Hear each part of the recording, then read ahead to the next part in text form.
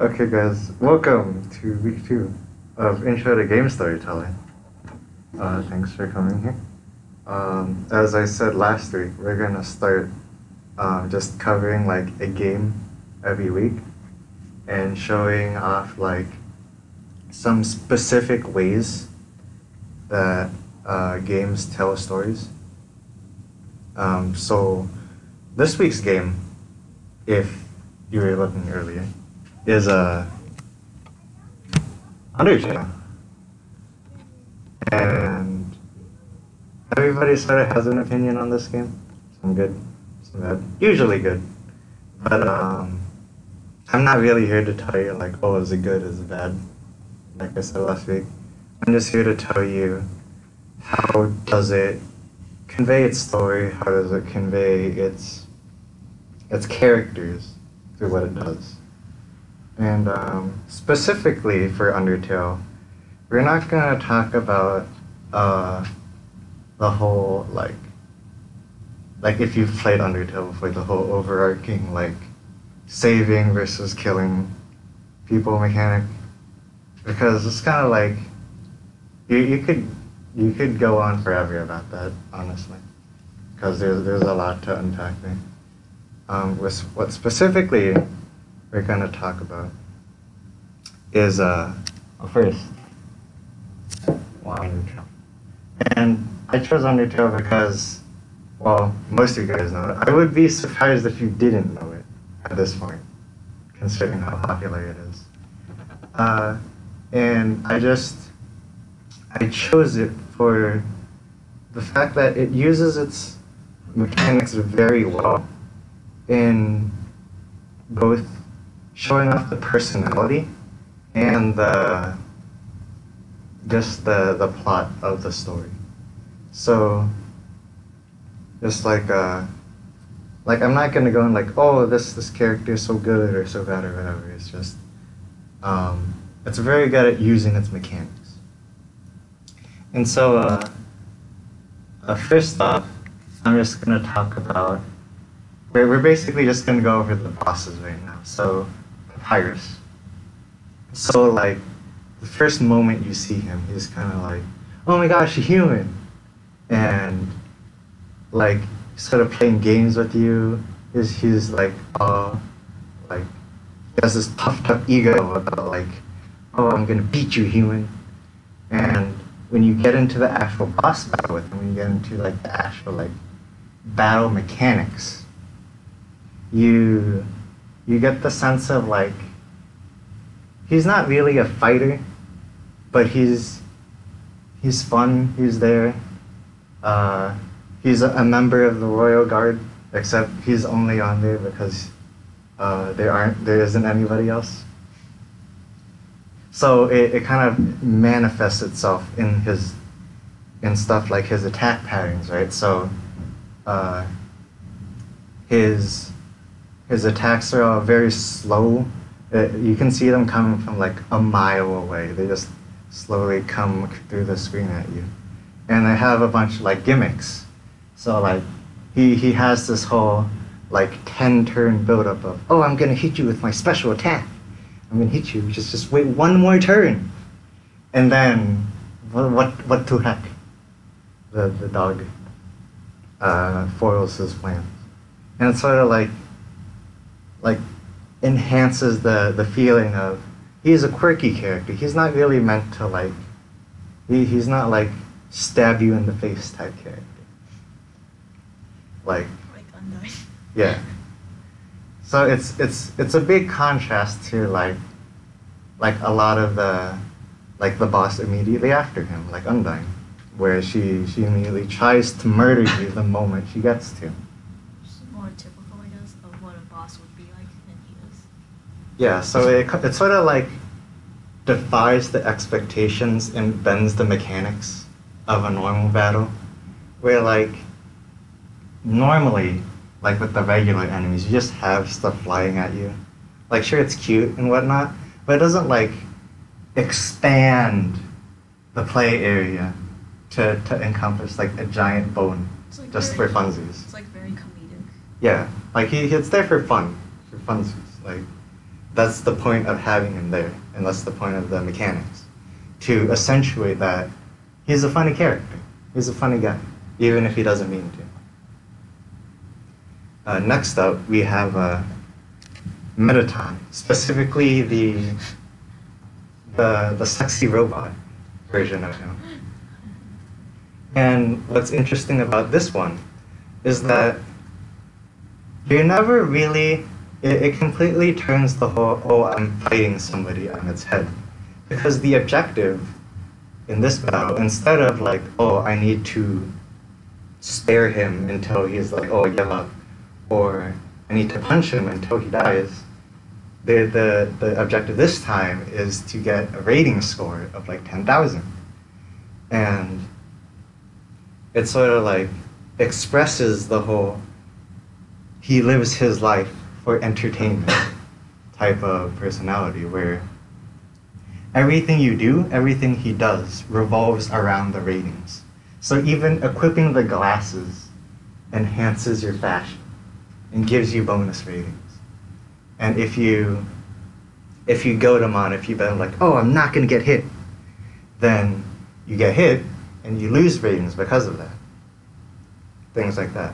So it changes the dynamic from like, I need to like finish this battle as fast as possible and avoid getting hit, to maybe I can do certain things that are thematically like flavorful, like putting on glasses, like putting on a show, stuff like that. Like at some point you can call up his fan base and it'll boost his ratings for him. So like that's the main thing to get from this, where normally everything would have a sort of like combat value to it. You're like, oh, you fight him, he loses health. You eat something, you gain health. Or you talk to them and they lose like attack or defense or something. But instead, like the whole battle revolves around the point meter, the ratings meter. And that's an example of how you can sort of flip the mechanics on its head to tell like this personality of this robot that just really wants to make people happy. And so you get to one of the other bosses, Asgore, and he's like the kingly figure. He's like the quote-unquote final boss, and he's at the end of your journey, and that you have to beat him to get past. And he kind of comes with this mentality of like, it was nice meeting you, but I'm afraid like as a king, as to fulfill my kingly duty, I must kill you now. And he doesn't want to do it, but he does. And he feels really guilty about it. It's like, it was nice to meet you, but then he shatters the mercy option. So it's like, you're removing a central mechanic of the game to bring about some more flavor to the encounter. It's like if, like all of the boss battles, well, most of the boss battles do, they remove like a fundamental like component where, like in RPGs, you can't run from most boss battles. But imagine if like you just suddenly couldn't cast spells, or suddenly you couldn't like use melee weapons, like stuff like that would force you to think about the encounter in a different way. And so it's sort of exemplified in the battle itself, where you have a lot of talk options, and all of them result in him like feeling more and more guilty, reducing his attack and defense. Stuff like eating the butterscotch pie in front of him also makes him reduce his attack and defense because it reminds him of his wife. Like stuff that's flavorful, but doesn't necessarily like also doesn't necessarily completely push the envelope to combine with with the whole breaking the mercy button mechanic. And so, what can we take from this idea of these like, okay, like how can we use our mechanics to express the personality, express the kind of story that a character is going through? So you have sort of like the attack patterns of a character where like for just a simple example, not even involving Undertale, where like you have someone that's like maybe quick and fast and nimble on their feet. So they're a trickster, so they dance around you. Or they're a big guy, big hulky guy. And all their attacks are like giant, like huge wind up and a punch and a huge wind down. And both of those serve to like accentuate the sort of feeling you get from the character, the sort of personality you get from them. And the idea of bending mechanics. So like the whole, well, you have less options, like now you're forced to work with the amount of options you have left and think about, oh, why did they do this? Why did they take away this option from me? Or like new options and objectives, like going off the Metaton example. If suddenly, if you were in a hack and slash, except suddenly the objective wasn't to kill every enemy, but to see how stylish you could destroy every enemy. So like do a combo, like hit him in the air and then knock him down, stuff like that. So it's just a lot of different ways to interact with the player to get them to connect with your game through the gameplay and not just like the text. And it can be like it can be like two-way, where it's not just like, oh, this character does this, but this character reacts to the player in a certain way. Like maybe this person like really freaking hates it when you run away, so then they chase you like all across the map, where they get really angry and they become like a harder enemy because you decided to run away. So like we'll have a small activity. So I want everyone to think of a character, just any character, and in the context of a, let's see, what is everyone familiar with? Let's say an RPG game. In the context of an RPG game, how would you define like their enemy style, how they play with the mechanics? How would you define that to best exemplify how the character is in personality in their story? Like I don't want to like call anybody out, but if anyone wants to volunteer. Do you have an example? Okay. So like let's take for example, who's a well-known character? Let's say Ganon, right? So Okay. he's like a manifestation of evil, like a suffocating evil. So what his mechanics could be about is like his immense power sort of like negates your defense, or his overwhelming evil sort of like bends the rules around like the whole, like light is usually good against dark, except against Ganon because he's just so evil.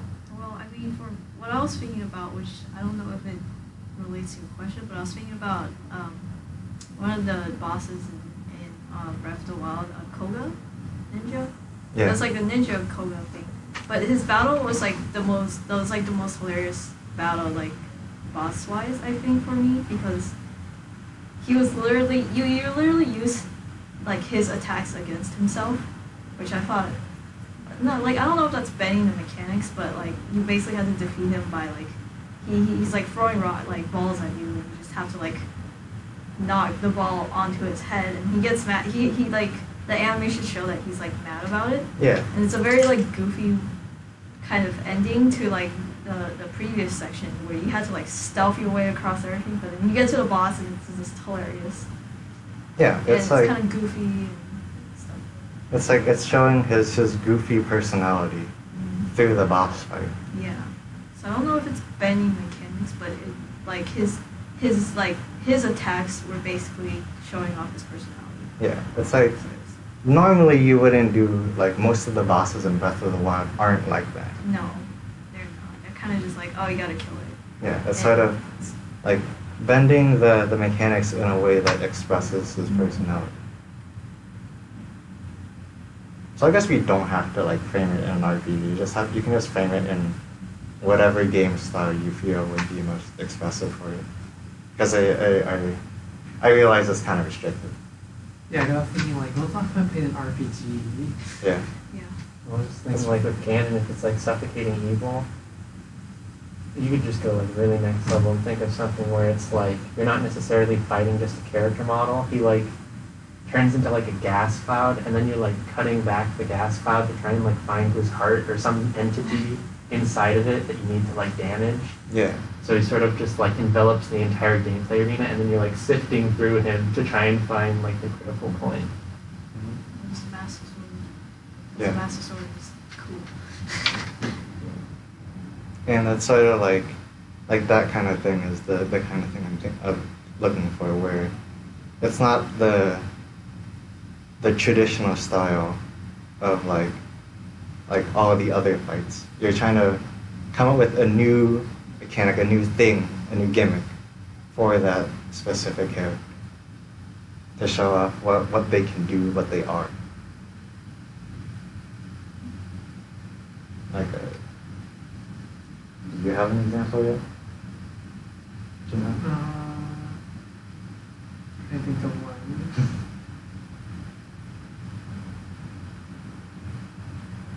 I don't know, like maybe like a character from Dota, Rubik. Because like one of like his defining like abilities is he can steal any ability in the game that the person has to use, right? Yeah. And like in his lore and stuff, that's kind of like his big gimmick where most other people, like it takes them years and years to like copy a spell, whereas in his lore he just sees a spell and can instantly copy it and to make it do it better kind of thing. Mm. So his whole gimmick, his whole story is that he's very good at copying spells. Yeah, like he can copy and do it better than you. Yeah. Mm. That's a nice example. And so like, just think about how you can apply this into your own game story. Like your bosses, I wouldn't say do it for every enemy, but because that's a lot of like effort to be putting into like literally every enemy. But to make your bosses, especially your characters, stand out, like make them unique. I guess maybe the FGO, like Fake Randor example, there was this one character that the entire fan base had trouble with, and it was because his defense, it fit with his character, right?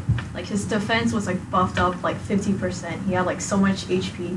You literally and he was basically very like buffed up because he also had a like kind of a gift, I guess, where like he could basically special ultimate attack every like 2 turns, which made his boss battle really difficult for people who weren't aware of it.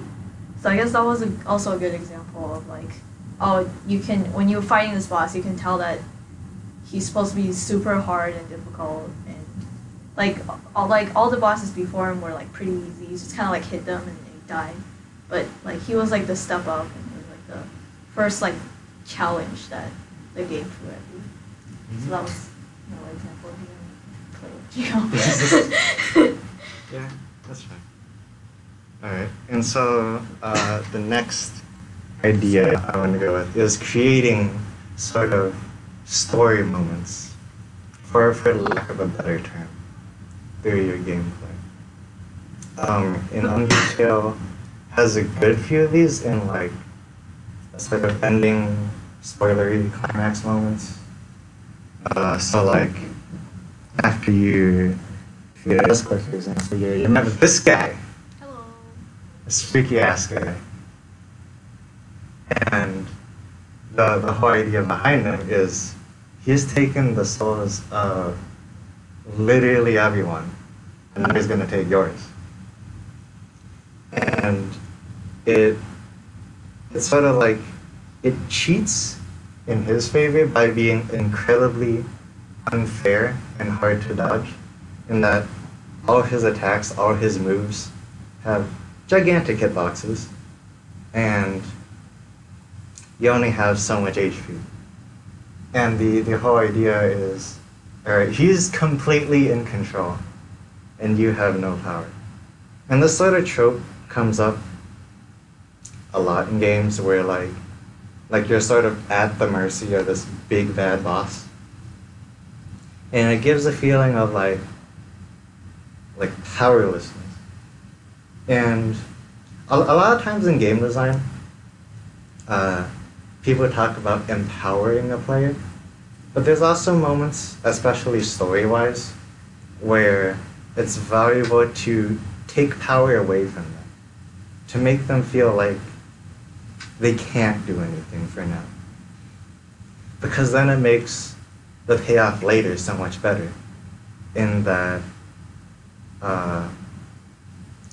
with Flowery, the whole thing with him is that each of the souls that he's using eventually comes to your side, and you use those souls to destroy him and basically like overcome these like overwhelming odds against the whatever the heck this is.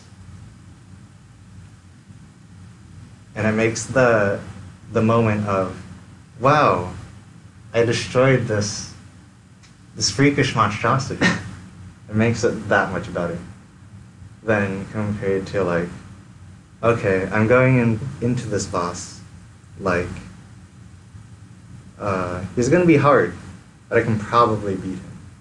Like, there's a different narrative going on between like feeling completely powerless to feeling like you have a chance. And I'm not saying like you should do this every time, because obviously it can get like tired and overplayed, especially if you've played a lot of games with this kind of trope. But it's something to think about when you're making like a very emotionally charged boss. And on the flip side to this, you have one that's the different ending, where you're fighting against someone else. I completely forgot to put a screenshot for that boss battle other than this. But where even if you die, your heart refuses to die and fuses back together. And that's the completely opposite scenario of the past boss battle, where instead of feeling like everything's stacked against you, now you feel like I can't lose. Like, I have everything within me to beat this boss. And it gives a feeling of real empowerment to it. That's something that it's kind of hard to accomplish on purpose, because empowerment on that sense of a scale usually comes with like, oh, you overcame like so many odds, like dying, or like, oh, I spent 80 hours on this one boss to beat it. But this is definitely like a less frustrating method of like empowering the player to a very special level. And so the idea behind both of these concepts is this concept of unfairness that you can apply to both the player and like against the perceived enemy. So being unfair to the player as part of your story. You can do to make them feel powerless, to make them feel like, oh, I have a long way to go, or to make them feel like I have no other options. There's a lot of uses for this. And on the flip side of, all right, this is the final moment. This is the moment where I can't lose, where I can defeat the boss, where I am fully empowered. They're like different ends of the spectrum. But they can be used for the similar purpose of having a very emotionally charged moment. But obviously, if you use it basically more than once or twice in your game, it kind of it loses the like cool moment. The impact of it. Because, well, then if the game can just take it away from you at will, then it doesn't feel like emotionally charged anymore. It's just, it feels artificial. So it's a powerful tool, but you need to use it sparingly. Like for an example from a different game, like let's see, Super Metroid, where you're brought down to the last of your health on the last boss, and then you get the magical rainbow beam that'll help you destroy the last boss. It's like I can just play you a clip, I think, if I can find it within like 3 minutes-ish.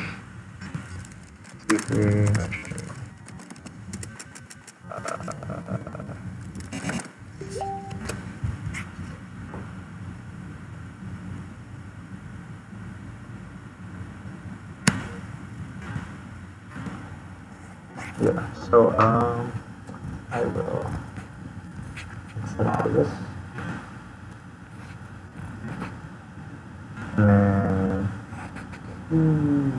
yeah. Hopefully Nintendo doesn't copyright me for this one too. Oh my god. Stop it. Oh, does this not have audio?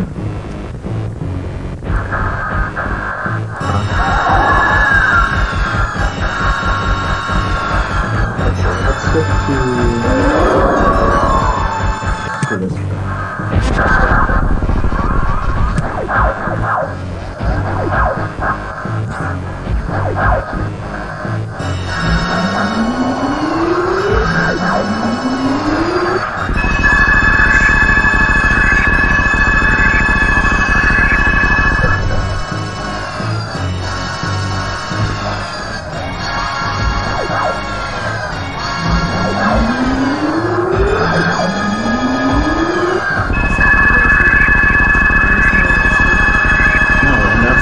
Feeling of unfairness that I'm talking about here. We can't avoid this.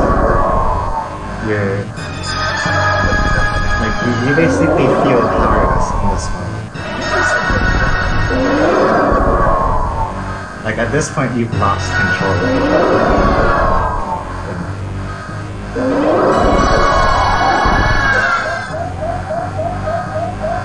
Like you're at 3 health, the boss is going to kill you.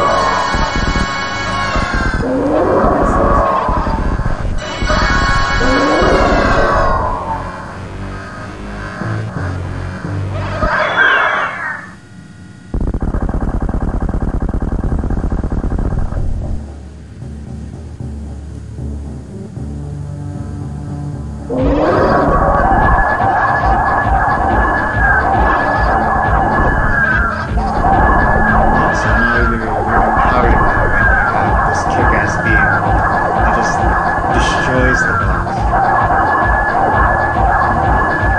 So you have like the two extremes of, oh, I feel powerless to, oh, I feel like I can't lose them. And that's it's like a very tried and true formula for a final boss, I would say.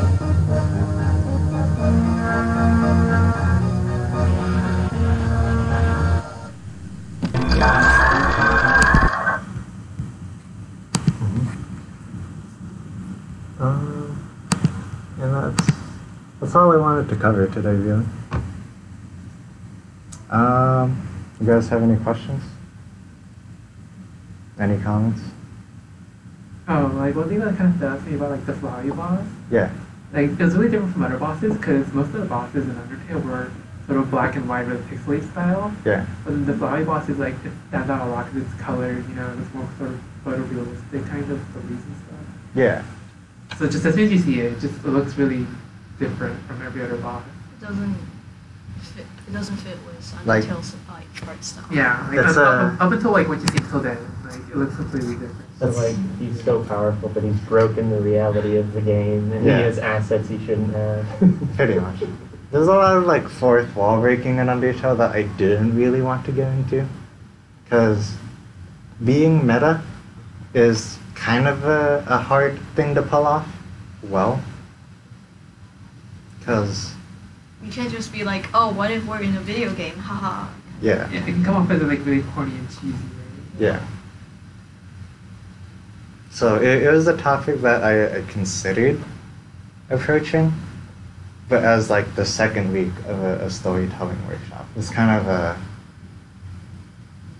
a hard topic to talk about when you're trying to just cover like a basics of, oh, how do I want game mechanics to work with the story in the game.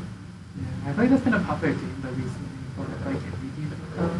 Which one? Like just like a meta and like fourth wall breaking. Yeah. Because if you pull it off right, you can make your story more unique.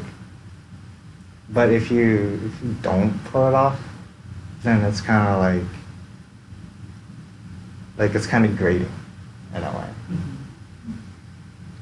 It's kind of like I'm not sure like how to put it into words right now, but it's kind of Well, it's almost like it's like trying to pull you into the story, whereas a lot of stories you're just sort of like viewing something else that's always disconnected from you. yeah, like if you do it wrong, then you just disconnect them further. But if you do it right, then you kind of like blur the line, and you make the player feel more attached in a way.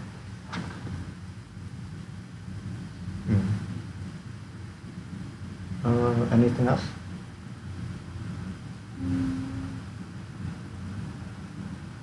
Okay. All right. Next week we'll be covering. That's something I need to decide, but probably near. Are there gonna be spoilers? Oh. Are you gonna play near? Because I mean, as a storytelling workshop, it's kind of a. This is We're kind of spoiling a lot of implied. games right here. You kind of have to do spoilers to talk about like the stories in depth. Yeah. I don't know. I don't really mind spoilers too much. Okay. I haven't played it. I was thinking about maybe. Yeah, I thought about playing because I remember seeing it on sale on Steam for like $30 off. Oh. That's good. Yeah, but then I tried playing. My computer can't run it. Oh yeah, that's true. I tried This is playing the Metal end of Gear the Rising storytelling Revengeance. I didn't enjoy that game very much. Which one? Metal Gear Rising Revengeance. It's by the same company. Memes. I mean, DNA of the soul. It's good for memes, but I Yeah. found the gameplay very frustrating. That's fair. So then I was like, should I give the company another chance and buy another one of their games? I don't know. Yeah, I think we don't have the patience to play a lot of RPGs now. Alright. This is the end of the second storytelling workshop. Bye, everybody who's watching.